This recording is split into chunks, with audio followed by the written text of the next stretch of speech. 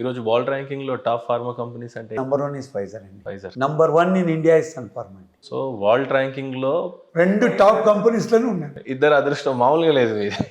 But నేను పనిచేసేప్పుడు 193వ స్థానంలో సన్ ఫార్మా అండి. Oh in a span of 2 years అండి. Sun Pharma is founded in India అండి, ముంబై బేస్డ్ కంపెనీ. బట్ ప్రపంచవ్యాప్తంగా స్ప్రెడ్ చేసింది నేనే అండి. ఒక 190 దేశాల్లో సెటప్ చేశానండి 2 ఏళ్లలో. అంటే యావరేజ్గా 2000 కిలోమీటర్లు పర్ డే ట్రావెల్ చేస్తాను. బ్యాగ్ వేసుకోవడం అంతే. ఇక్కడ ఒక ఎయిర్ క్రాష్ ఎంత డ్యామేజ్ అయింది, అక్కడ మేము ఎయిర్లో ఎక్కినప్పుడే చచ్చిపోయేది కన్ఫర్మ్ లేక, ఎందుకంటే అక్కడ 32 సీటర్ల ఫ్లైట్. అండర్స్టాండ్. అదంతా ఇక్కడ వచ్చి 200 232 18 మనకి ఇక్కడ టెంపో లాగా, అక్కడ చిన్న చిన్న ఎయిర్క్రాఫ్ట్ అన్నీ ఈ షెడ్ నుంచి బయట ఎన్నోసార్లు క్రాష్ లైన్లు అయినాయి. జీవితంలో పోరాడి వచ్చిందంటే అంతే అండి. 32 సీట్ల 16 సీట్లే వాడు కరెక్ట్గా దింపితే ఆ రోజు నాకు బోనస్ అండి. మనోడు అందరూ అంటుండే, నేను చెప్తే ఒక కాలేజీలో సెమినార్ చెప్పాను, ఎయిర్ క్రాష్ చాలా బాధించింది మనల్ని. ఇప్పుడు మా ఇంట్లో చెప్తే ఎయిర్ ఇండియా పోకండి, ఇంకోటి పోకండి భయపిస్తారు.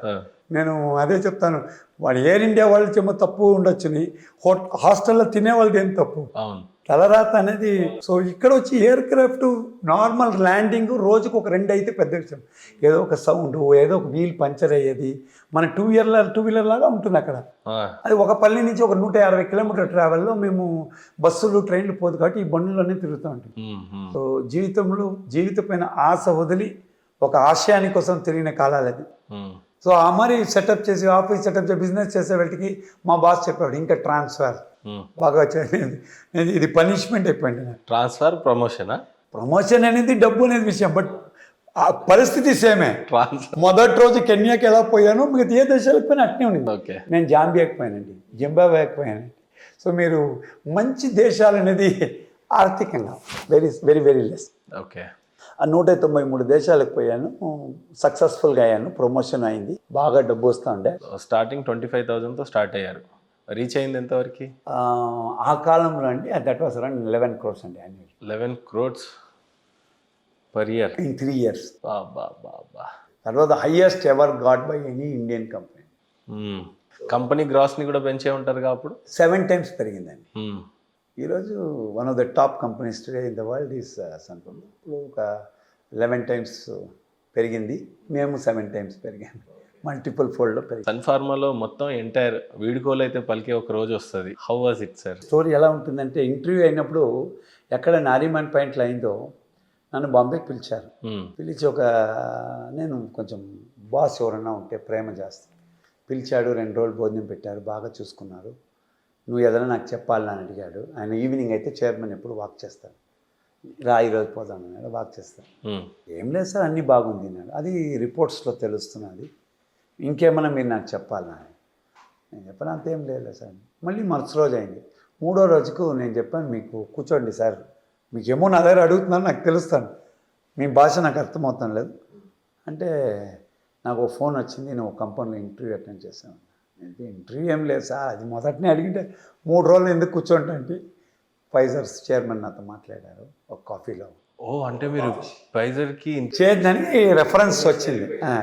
నేను కాఫీ తాగుతూ ఉంటే పెద్ద ఆయన అడిగాడు, జాయిన్ అవ్వు అన్నాడు. నేను మిమ్మల్ని వదిలి ఎలా పోయేది అని చెప్పాను. ఆయన నన్ను చూసి నవ్వాడు. ప్లీజ్ గో, నేను పంపించేది బాధగా ఉంది కానీ బట్ ప్లీజ్ గో అన్నాడు. ఆయన ఒక మాట చెప్పాడండి, అది మేము చెప్తాము, ఒక అబద్ధం ఒక మేనేజర్లు చెప్తారనేది స్టోరీ బుక్ ఉందండి, right? So politics played by managers అనేసి, అంటే అది మంచిగానే ఉంటుంది, తప్పుగా కాదు. ఆయన అన్నాడు, నువ్వు ఎప్పుడైనా నీకు బాధ అయినప్పుడు నా తలుపులు తెరిచి ఉంటాయి. అది ఒక ధైర్యమైన ఒక మాట. ఆ జోక్ ఎలా ఉంటుందంటే, అయ్యాను, వదిలాను, పోయి చేరుకున్నాను. ఇక్కడ వచ్చేమేంటంటే, ఒక పెద్ద ఆర్గనైజేషన్కి వరల్డ్ సింగర్ సీఈఓగా ఉన్నప్పుడు మీకేమనిపిస్తుందంటే, ఈ కష్టం నుంచి ఆ 8 ఏళ్ళ ఎదుగుదలకు మీ బ్రెయిన్ వర్క్ అవ్వదు. అంటే ఇక్కడ ఫైజర్ ఆల్రెడీ ఎస్టాబ్లిష్డ్ కంపెనీ ఉన్నింది, బట్ ఈ మట్టానికిలే. ఈ రోజున్న ఫైజర్ కాదు. ఓకే. అప్పుడు సార్ ఒక ఫేస్ ఎలా ఉండేదంటే, ఫార్మాలో ఒక 10 కంపెనీలు ఒక ఫస్ట్ పోస్ట్కు ఫైట్ చేస్తున్నారు.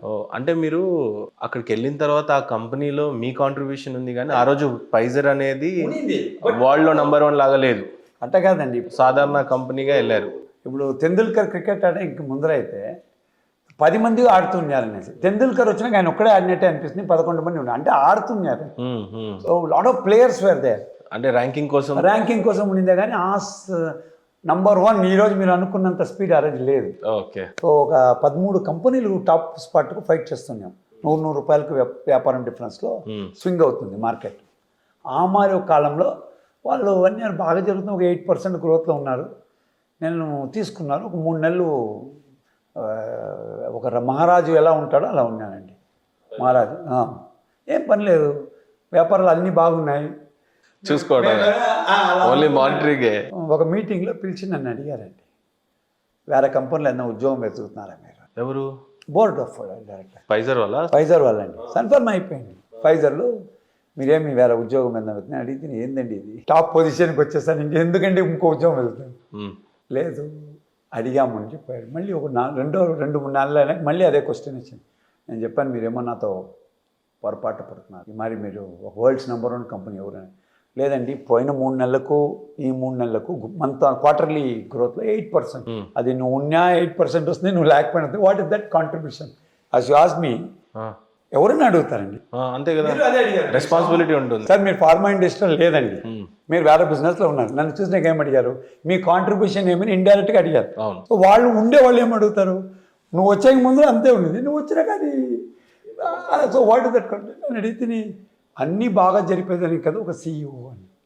కాదండి, డిప్రెషన్ లాగా పోయి నేను ఎవరు నీకు తలుపు తెరిచాడో ఆయనకు ఫోన్ చేశాను. అన్నా నాకు ఈ కంపెనీ పట్టలేదు, మీ కంపెనీకి వస్తాను. ఇది ఎంతోమంది ఎంప్లాయీస్కి ఒక గైడెన్స్ చెప్తానండి, దానికి ఈ స్టోరీ చెప్తాను. ఏ కంపెనీలో మేనేజర్ పోయినా, అన్నా నువ్వు పోయిసరా, నేను ఉన్నాను, ఎప్పుడన్నా రా అనే ఒక డైలాగ్ ఉంది కదండి. ఆ జ్ఞాపకం వచ్చి ఆయనకు ఫోన్ చేశాను. సార్ వద్దు వచ్చేసాను. ఆయన అన్నాడు, ఇప్పుడు నాకు వేకెన్సీ. నేను అడిగాను, ఇది ఏమైనా న్యాయం? ఆయన అన్నాడు, నా దగ్గర పోయేప్పుడు నువ్వు సక్సెస్ఫుల్ వైస్ ప్రెసిడెంట్గా పోతుంది, ఇప్పుడు ఒక కంపెనీలో ఫెయిల్డ్ CEOగా వస్తావు. ఓకేనండి, ఇట్స్ పర్ఫెక్ట్ మేనేజ్మెంట్. ఆయన తప్పు కాదండి, అల్టిమేట్ అది నిజం కూడా కాదు. అది మళ్ళీ నాకు చెప్పాడు ఆయన. అది అయినాక ఒక సంవత్సరం అయినాక మళ్ళీ మీట్ చేస్తే ఆయనకు రీజన్ చెప్పాడు. నువ్వు పోయేప్పుడు నేను ధైర్యం చెప్పాను, నా దగ్గర ఒక నంబర్ 1 నా స్కూల్లో చదివే పిల్లకాయ ఫస్ట్ ర్యాంక్ తెచ్చావని ఎదుగుదల పోతున్నాను, నేను సపోర్ట్ చేశాను. ఆ కంపెనీలో ఫెయిల్ అయిన స్టూడెంట్ని నేను తెచ్చుకోవాలని నా ఉద్దేశం ఉండదు. నా కంపెనీలో ఉండేంత వరకు నువ్వు నంబర్ 1. ఎప్పుడైతే ఆ కంపెనీలో ఫెయిల్యూర్ అయిన ఒక షాడోతో వస్తాను, నేను చెప్తే నీ కోపం, వయసు తెలియదు, 28 ఏళ్ళకి ఏం తెలుసు, ఫోన్ దడారిని పెట్టేసి పోయేసి ఇంట్లో కూర్చుంటే ఒక వారం లీవ్ తీసుకున్నాను. మళ్ళీ ఒక బోర్డ్ మీటింగ్ ఆర్గనైజ్ చేశాను. This is the entire twist in the pharma industry అండి. ఇండియన్ వరల్డ్ ఫార్మా చరిత్రలో ఒక దాఖలాత అనేది, ఒక రికార్డ్ అనేది, ఒక టర్నింగ్ పాయింట్ వీక్ అండి ఇది. It is made a book అండి. I will give you. నా పైన ఒక పుస్తకాలు దండిగా ఉన్నాయి, దీంట్లో ఇది ఒక పుస్తకం అండి. ఈ ఒక వారం తలుపు వేసుకొని ఇంట్లో కూర్చొని ఒక వారం అయినాక బోర్డ్ మీటింగ్ చేసి, మీ దగ్గర డబ్బు ఎంత ఉంది అని అడిగానండి. వాళ్ళు నవ్వేశారు. ఫైజర్ కంపెనీనే బోర్డ్ ఆఫ్ డైరెక్టర్స్ డైరెక్ట్గా చైర్మన్ అడిగాడు, ఏందండి ఇంత ఇట్లా అడిగేశారు మీరు? లేదండి, మీ వ్యాపారం కాకుండా మాకు ఇంత సర్ప్లస్ ఉంది అని చెప్పి, నేను దాన్ని ఉపయోగించుకోవచ్చు. కంపెనీ డెవలప్మెంట్కే పెట్టిండేది కార్పొరేషన్, నా డబ్బు నాకు ఫ్రీడమ్ అండి, సైన్ చేశాను.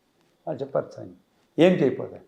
నేను చెప్తే టాప్ 17 కంపెనీస్ ఇన్ ద వరల్డ్ని కొనపోతాను. ఫైజర్ కొంటుందని. ఫైజర్ విల్ బై 17 కంపెనీస్ అని. ఆ 17 కంపెనీస్ ఎవరంటే ఒక్కొక్కటి 25 పేటెంట్లు పెట్టుకుంటామండి. మీరు నంబర్ 1 పొజిషన్లో ఉన్నారు సార్, మిమ్మల్ని నేను కొంటానంటే వినేవాడు ఏమంటారు? అంతే కదా. నేను చిన్నవాడిని కొనలేను, కొంటే నాకు అర్థం కాదు. ఎందుకంటే కంపెనీ న్యాచురల్ గ్రోత్ని పోవాలంటే M&As, మర్జర్ అండ్ అక్విజిషన్ ఇది. Today I am called as an M&A expert. Worldwide I am called as an M&A expert. Pharma industry కాకుండా అన్ని ఇండస్ట్రీకి ఒక ఐ ఓపెనర్ అయిన రోజు అండి. ఆయన అన్నాడు, ఏమో అయిపోయింది అబ్బాయికి, అయినా మీ డబ్బు మీ CEO సైన్ చేయండి. $1 బిలియన్ అండి. I cannot tell you the number, huge money. నా లైఫ్లో అంత నంబర్ 0 కూడా తెలియదు. ఒకే క్వశ్చన్ అయ్యారు, ఇన్ని కంపెనీలు నిజంగానే అమ్ముతారా? అప్పుడు mind was standard statement which is return in IIM and it is written globally that anybody can be bought for a cup. Anybody can buy. ₹1 more or ₹1 less. మిమ్మల్ని నేను కొనాలంటే ₹1 మోర్ అన్నా ఉండాలి, తక్కువ ఉండాలి, కానీ కొనడం అంతా ఖచ్చితం. అందరూ నవ్వారు, కాదు ఉన్నారు. అది అయింది. అది అయిన ఒక 2 నెలలకు ఒక ఆయన నన్ను మీట్ చేశారు హాంకాంగ్ ఎయిర్పోర్ట్. చూసి ఆయన అడిగాడు, నువ్వు ఈ మరి ఒక కమెంట్ కొడుతీవంట మీ board. Already board room, great board room leaks అని చెప్తాం. బోర్డ్ రూమ్లో ఏమేమి జరిగినా మనం అందరూ ఒకటే అయినా బయటపోతుంది, ఖచ్చితంగా బయటపోతుంది మ్మ్. అని చెప్పాడు. ఈ మాట చెప్పారంటారు. ఆఫ్ కోర్స్ అండి, మనకు తెలుసు కదా సార్ యాటిట్యూడ్. ఆ టైంలో చిన్న వయసులో నేను I was sitting on 1,000+ crore డబ్బులో కూర్చున్నప్పుడు మీ విజిటింగ్ కార్డ్ ఇచ్చే స్టైల్ కానీ మీరు మాట్లాడే విధానం కానీ చాలా చేంజ్ ఉంటుంది. అవును, ఎవరినైనా కొంటాను, ఎవరినైనా తీస్తాను. ఆయన ఎవరిని కూడా నేను అడగలే, పరిచయం కూడా చేసుకోలే. I spoke like this and like history says that was the greatest meeting ever had అని అన్నీ అయినాక నాకు చెప్పాడు, సార్ నేను మీరు రాసిన 3వ కంపెనీలో చైర్మన్ నేనే అండి. ఛీ, అమ్మా. నా కొవ్వు ఎంత ఉంటుందండి. 17. నేను చెప్పాను 3వ కంపెనీకి చైర్మన్ నేనే. నేను చెప్పాను, సార్ ఇప్పుడు కూడా చెప్తాను sir, my statement still remains that I'm going to buy. ఆయన షాక్ అయిపోయాడు.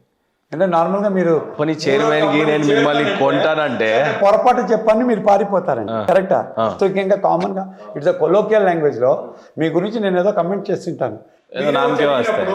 అన్న సారీ నేను I'm not really mean it. అప్పుడు నేను అర్థం చెప్పలేదు, అది మార్చే మిమ్మల్ని కొనపోతానండి. ఆయన నవ్వేసిపోయాడండి. ఇది అయిన ఒక 10 రోజులకు నాకు నా పిఏ పరిగెత్తి వచ్చింది. నేను అప్పుడు సింగపూర్లో డోంట్ మైండ్. ఏం కంపెనీ సార్? ఏమైనా పరిగెత్తి వస్తే పిఏ పరిగెత్తి వచ్చి, సార్ మీరు బంగీలో ఉంటే please rush to my cabinet, fax వచ్చి ఇచ్చింది. వాళ్ళు రాశారు నాకు, ఆ company chairman, if the numbers are right I'm ready for a sale అని. వాహ్.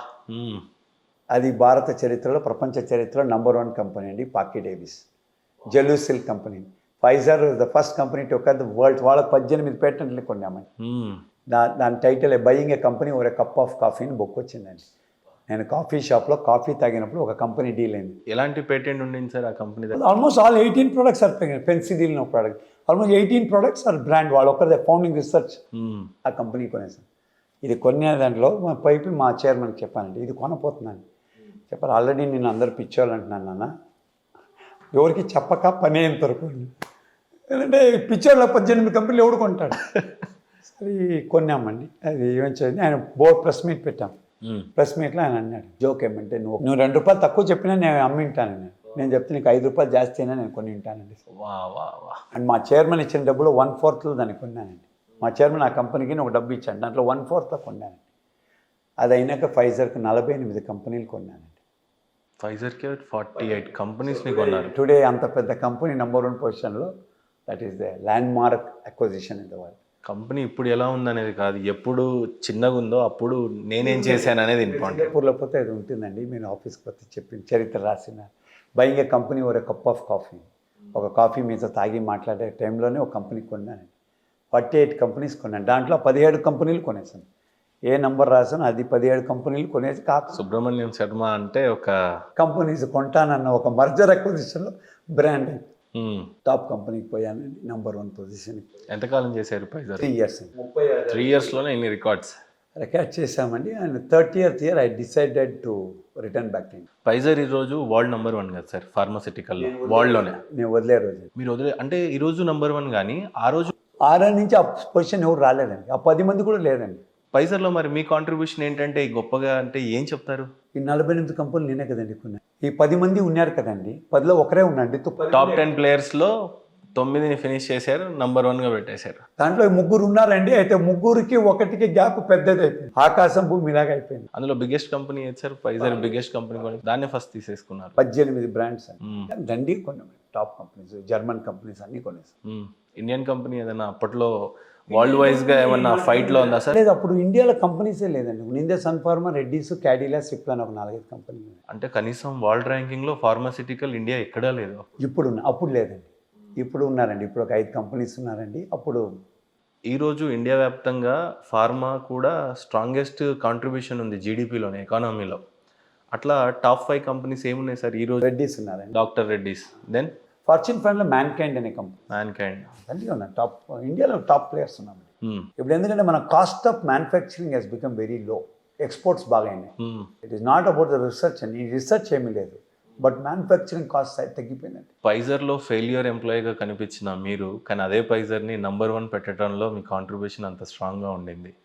ఎలా సాధ్యమైందంటే, ఆ ఒక వారం తలుపేసుకొని ఉన్నప్పుడు, మనం ఏమి చేత కానప్పుడు, ఇది ఎన్నప్పుడు వాళ్ళు చెప్పిన పాయింట్ కరెక్ట్ అండి. అంటే ఒక వ్యక్తి నేను పోయాను, నా కంపెనీ గ్రో అయింది అని ఎంతోమంది అనుకుంటారు. అది లేదండి, అది న్యాచురల్ గ్రోత్. మన కాంట్రిబ్యూషన్ అనేది స్టాండ్ అవుట్ అవ్వాలండి. దాంట్లో ఈ మరి ఒక మేము ఆ కాలంలో ఎవడు కొనేవాడు లేదండి, కొంటానని చెప్పేవాడు లేదు. ఒక ధైర్యం చేసి అలా ఒక ఈ దోవ పోతేనే అవుతుంది అన్నప్పుడే పోయాల్సి వచ్చింది. లేకపోతే నేను ఒక ఆర్గానిక్ గ్రోత్ అవ్వాలంటే ఈరోజు అవ్వదండి. ఈరోజు అదే ఒక ట్రెండ్ సెట్ అయిపోయింది. ఈరోజు ప్రతి ఒక్కడు ఇంకొన్ని కొంటున్నాడు ఈజీగా. మీరు చూస్తుంటారు రోజు ఈ కంపెనీ ఆ కంపెనీతో మధ్య. సో మరి ఒక ఆ రోజుల్లో అసలు కల్చర్ లేదు, అంత సాహసం చేసే డబ్బు లేదు. నేనే ఉన్నాను మళ్ళీ మిమ్మల్ని ఎందుకు కొనాలి? ఒక మీ చిత్రరంగంలో కానీ ఫిలిం ఇండస్ట్రీ కానీ స్టూడియోస్లో కానీ ఒక పెద్ద స్టూడియో వచ్చి చిన్న స్టూడియో కొనేస్తున్నాడు ఇప్పుడు. ఆ కాలంలో అట్ట కాదు, నేను ఒక స్టూడియో వాడు ఒక స్టూడియో అని ఉండేవాళ్ళండి. నీ కాంపిటీషన్ ఇది, నా కాంపిటీషన్ నాది. ఇప్పుడు కాంపిటీషన్లో క్వాలిటీ అనేది ఒకటి ఉంటుంది, సబ్జెక్ట్ అని ఉంటుంది. అది కాకుండా మిమ్మల్ని నేను అనగదొక్కడం అనేది ఉండేది కదా, అది it is not that I'm snubbing somebody. కానీ కొనడం అనేది బిజినెస్ అక్విజిషన్. మీ బిజినెస్ నేను తీసుకుంటాను. సార్ మరి ఈరోజు వరల్డ్ వైడ్గా కోవిడ్ వచ్చినప్పుడు అతలాకుతలం అయింది ప్రపంచం అంతా కూడా. బతుకుంటే చాలురా భగవంతుడా అని కోరుకొని చాలా మంది కూడా ఇంకో హోప్ అనేది లేదు. చాలా దేశాలు కూడా కష్టపడతా ఉన్నాయి ఈ కోవిడ్కి రిలేటెడ్గా ఎలాంటి వ్యాక్సిన్ వస్తే బాగుంటుంది అని చెప్పి. అలాంటిది ఫైజరే ఫర్ ద ఫస్ట్ టైం అనుకుంటా వ్యాక్సిన్ని జనరేట్ చేసి ప్రపంచానికి నా దగ్గర వ్యాక్సిన్ ఉందని చెప్పడం. ఆ వ్యాక్సిన్ ఈరోజు ఫైజర్ తయారు చేయడానికి అందులో ఆ రోజు మీ కాంట్రిబ్యూషన్ ఎంతో ఉంటుందా? కాదండి, దాంట్లో ఉన్నప్పుడు ఇప్పుడు ఆ ప్రోడక్ట్ కాంట్రిబ్యూషన్ లేకపోయినా ఇన్ఫ్రాస్ట్రక్చర్ కాంట్రిబ్యూషన్ మందే. ప్రపంచవ్యాప్తంగా మనకు ఉన్నప్పుడు ఇంత ప్రొడక్షన్ చేయగలిగిన ఒక శక్తి వచ్చింది. దానికి కొత్త క్రెడిట్ మనం తీసుకోకూడదు, కానీ బట్ ఇన్ఫ్రాస్ట్రక్చర్ అంత పెద్దగా పెదక్కపోయింటే మనకు అవకాశం వచ్చేప్పుడు మనం మ్యానుఫ్యాక్చరింగ్ చేసే అవ్వకుండా ఒక స్థానం ఉండిండు. సో ఇప్పుడు మనం ఇన్ఫ్రాస్ట్రక్చర్ కొన్ని వల్ల కంపెనీ ఫ్యాక్టరీస్ కొన్నాము. సో ఫ్యాక్టరీస్ కొన్న వల్ల మీకు ఆటోమేటిక్గా ప్రొడక్షన్ కెపబిలిటీ పోయింది. ఇప్పుడు ఈ కాలంలో ఎవరు కనిపెట్టారు ఎవరు చేశారనేది వాళ్ళ క్రెడిట్స్ మనం తీసుకోకూడదు. ఆ స్థాయిలో నిలబెట్టడానికి పిల్లర్స్ ఇంపార్టెంట్ కాబట్టి ఇప్పుడు ఏ ఒక్క కంపెనీ అయినా కూడా ఒక ఫస్ట్ జనరేషన్ ఎంటర్ప్రినర్గా నేనేం చేస్తానో వచ్చే కాలంలో ఆ వ్యక్తులు ఉంటారు. ఈ కాలంలో ఇప్పుడు నా ఒక వ్యాపారంలో నేను ఉన్నా కూడా ఇంకో 10 ఏళ్లలో ఇంకోటి వస్తాడండి. సో క్రెడిట్ ఆయనది మనం తీసుకోకూడదు.